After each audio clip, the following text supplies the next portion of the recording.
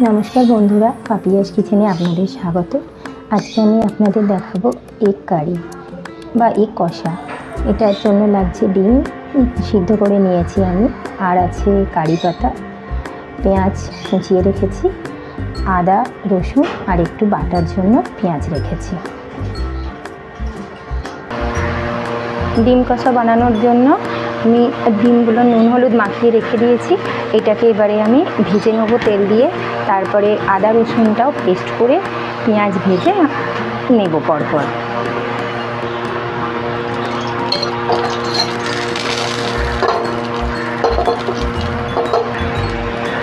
কড়াইতে তেল দিলাম, তেলটা গরম হলে আমি ওতে ডিমগুলো ভেজে রেখে দেবো। ডিমগুলো আমি নুন হলুদ মাখিয়ে একটু হালকা করে চিড়ে রেখেছি যাতে ভিতরে নুন হলুদটা ভালো করে ঢোকে। তারপর আমি পেঁয়াজটা ভেজে নেব।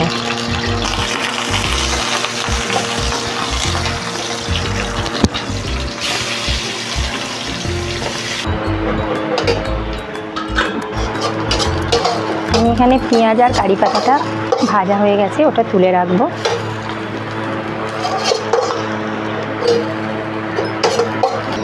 এবার কড়াইতে তেল দিচ্ছি, দিয়ে আমি এই বাটা মশলাটা কষে নেবো। এটা আজকে আমি হামানদিস্তাতেই পেস্ট করে রেখেছি।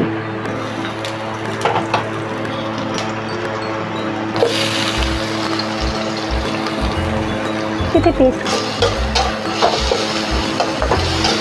এবার মশলাটা আমি কষাচ্ছি। এবার এর সাথে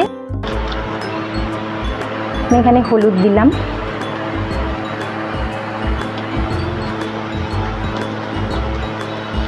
লাল লঙ্কা, জিরে গুঁড়ো আর একটু কালারের জন্য কাশ্মীরি লঙ্কা,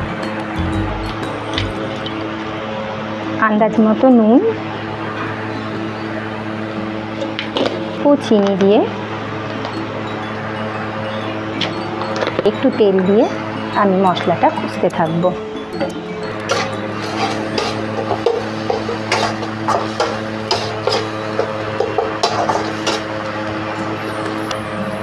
মশলাটা আমার কষা হয়ে গেছে, গা থেকে তেল ছেড়ে এসছে, এটা দেখেই বোঝা যাবে যে মশলাটা কষা হয়ে গেছে।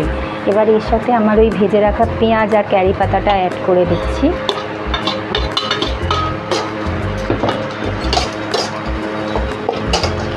দিয়ে আর একটু নাড়াচাড়া করছি।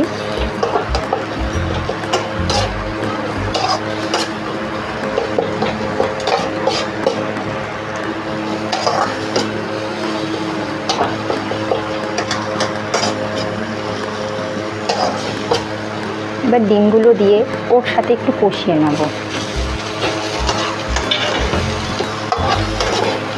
যেহেতু এটা ডিম কষা, তাই ডিমটাকেও একটুখানি কষবো মশলার সাথে।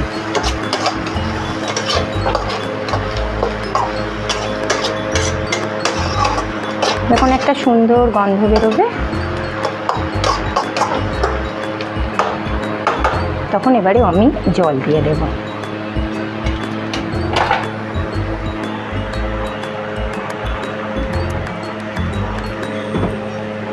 এবার জল দিয়ে দেব। এবার ঢাকনা দিয়ে কিছুক্ষণ ফুটতে দেবো যাতে ডিমের ভিতরে এই মশলাটা সব ঢোকে। আমাদের ডিমটা ফুটে গেছে, ঢাকনা খুলে নিয়েছি, ডিমটা ফুটে গেছে, একদম রেডি।